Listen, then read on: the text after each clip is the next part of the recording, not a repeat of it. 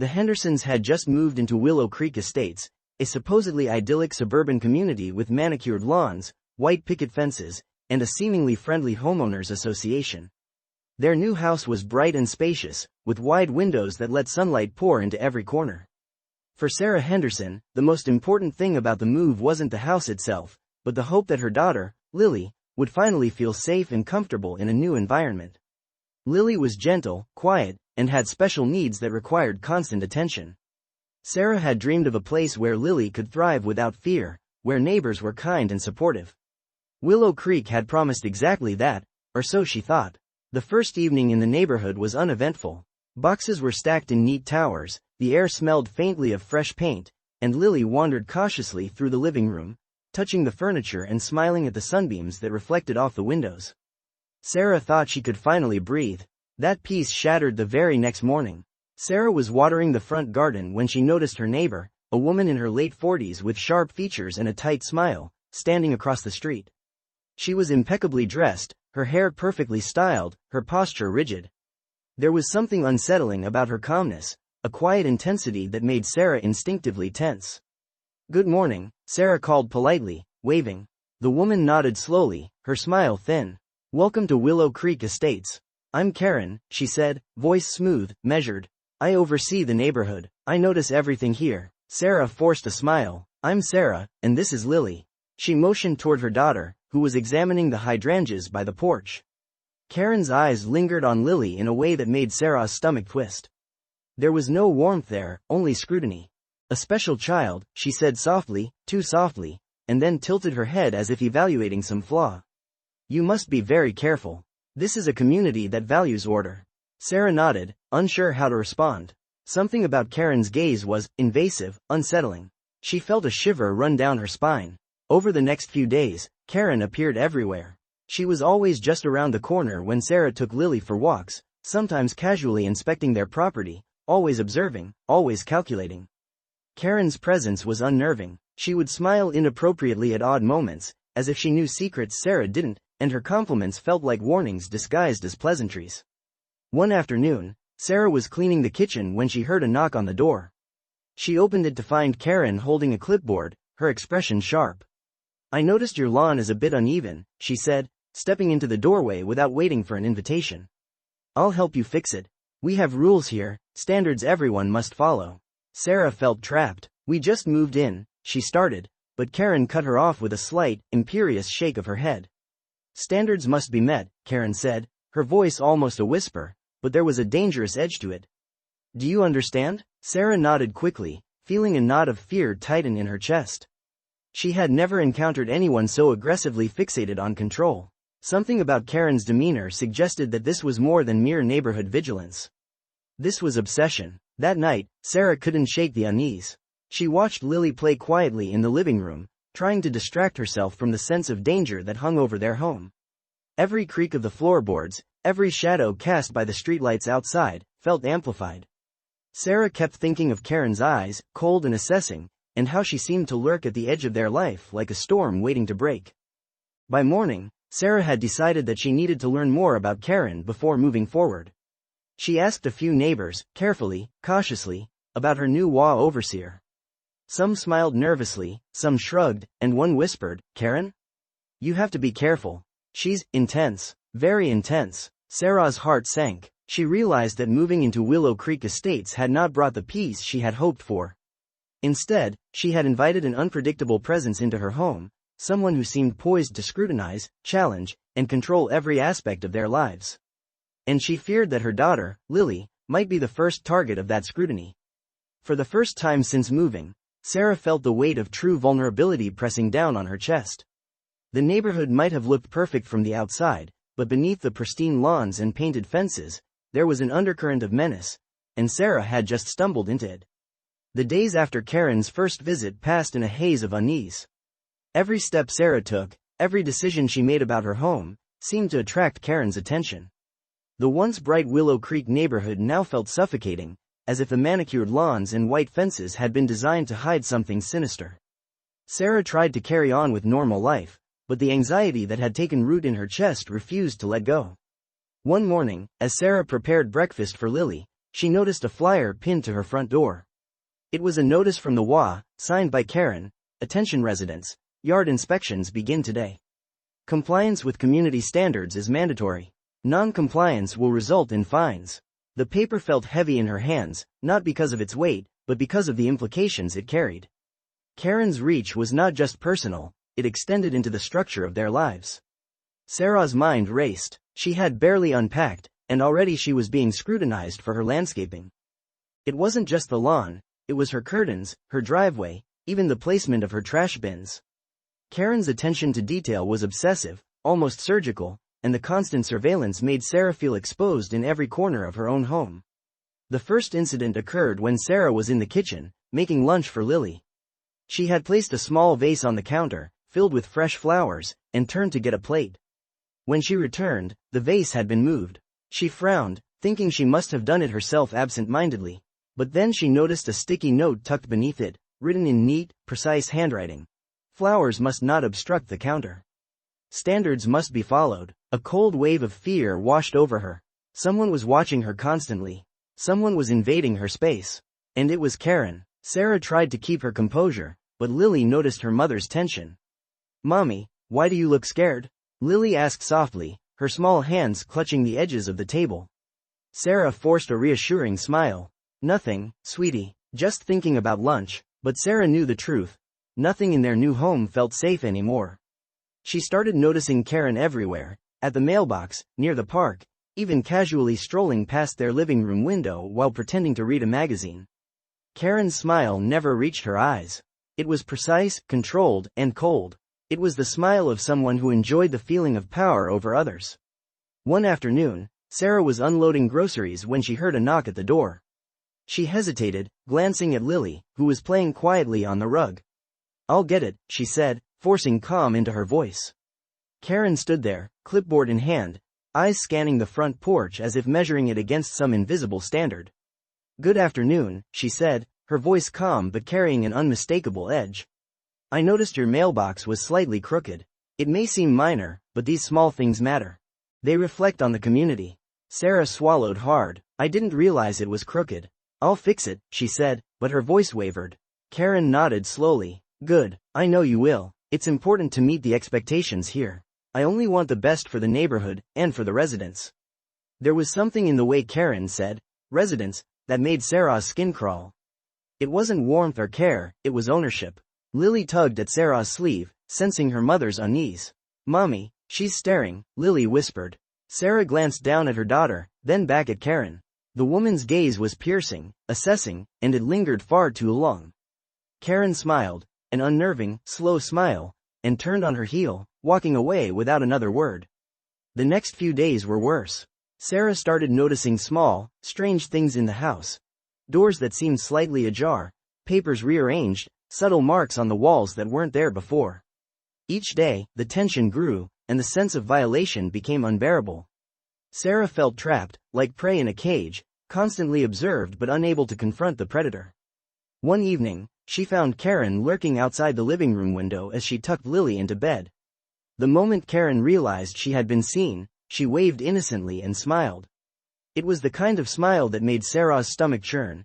A smile that didn't belong to someone friendly, but to someone who enjoyed having control, to someone who thrived on fear. Sarah realized then that Karen's obsession wasn't with the house or the neighborhood standards, it was with Lily. Karen's eyes always seemed to linger on her daughter, watching, evaluating, and calculating. The thought sent a shiver down Sarah's spine. Her instincts screamed that Karen was dangerous, but what could she do? How could she protect Lily from someone who had infiltrated their lives so completely?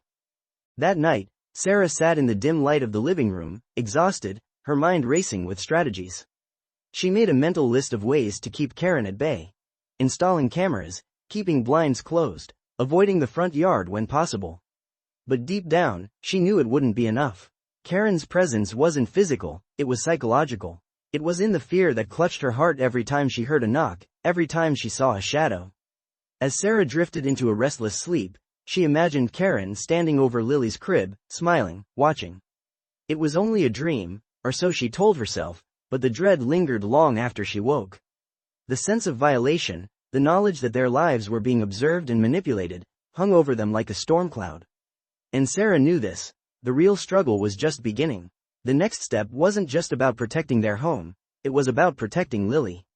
But how could she do that when the enemy wore the mask of civility and authority? Willow Creek Estates had promised a safe haven, but Sarah Henderson had learned a terrifying truth. Appearances could be deceiving. And sometimes, the most dangerous threats came not from strangers on the street, but from those who claimed to watch over you.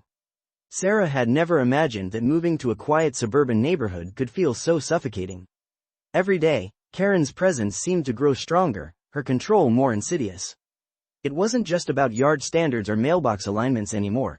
Karen was slowly infiltrating every aspect of their lives, and Sarah felt powerless to stop it. It started with phone calls. At first, they were infrequent. A polite voice reminding her of HOA guidelines, friendly suggestions about lawn maintenance. But soon the calls came at all hours, each one calculated to unsettle. Karen's tone was always calm, almost pleasant, yet each word carried an underlying threat. I noticed the curtains are slightly uneven. I'm sure you wouldn't want the neighborhood to think you're careless, would you? Lily sensed her mother's tension and became withdrawn. The small, quiet girl who once found comfort in the sunlight now hesitated to leave the living room. Sarah noticed her daughter flinch at every shadow, every creak of the floor. It broke Sarah's heart, but she had no choice but to stay alert. Karen's obsession was turning their home into a cage. One afternoon, Sarah returned from a brief errand to find a package on the doorstep. There was no return address, only a single note in Karen's meticulous handwriting. I was passing by and noticed that the garden gnome you placed is slightly tilted. It could fall. Safety is important. Sarah stared at the note, her hands trembling. The garden gnome had been nothing more than a whimsical decoration, but Karen's message carried a weight Sarah couldn't ignore. This wasn't simple neighborly advice. This was psychological warfare, designed to instill fear, doubt, and compliance. The real turning point came that evening. Sarah had just finished making dinner when she saw a shadow move outside the kitchen window. Heart pounding, she peered through the blinds and froze. Karen stood on the sidewalk, staring directly into their home. She wasn't just observing, they were being hunted. Her presence radiated control, dominance, and a chilling disregard for personal boundaries. Lily, who had been playing quietly at the table, sensed her mother's fear. "Mommy, she's looking at me," Lily whispered, voice trembling. Sarah knelt beside her daughter, forcing a calmness she didn't feel. "It's okay, sweetheart, she's just a neighbor." But even as she spoke the words, she knew they weren't true. Karen wasn't just a neighbor, she was a predator in plain sight, cloaked in civility and authority. The tension escalated further when Sarah discovered tiny, almost imperceptible scratches on the front door frame.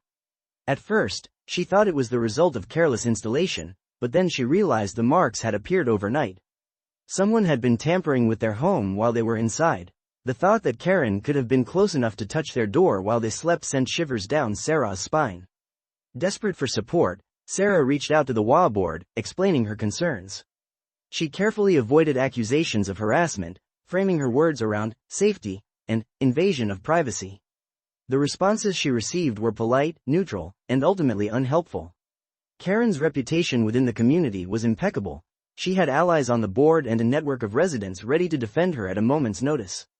Sarah realized she was on her own.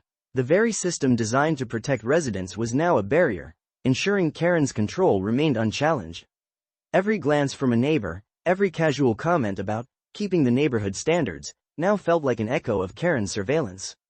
Then came the confrontation. One evening, Sarah had gathered the courage to approach Karen directly, hoping to set boundaries. She found her standing in her pristine front yard, clipboard in hand, surveying the neighborhood as if it were a chessboard. "Karen," Sarah began, her voice steady despite the fear curling in her stomach. "I need to ask you to stop watching us. You've crossed boundaries, and it's making my daughter and me uncomfortable." Karen turned slowly, her smile widening just enough to be unnerving. "Oh, Sarah," she said softly, tilting her head. "I'm not watching you. I'm watching the community. Everything here has rules, and rules are meant to be followed. I only want what's best, for everyone, including your little girl." Sarah felt her pulse quicken. The words were polite, almost tender, but the underlying threat was clear. Karen's care was a weapon, and defiance would not be tolerated. From that moment on, Karen's tactics intensified.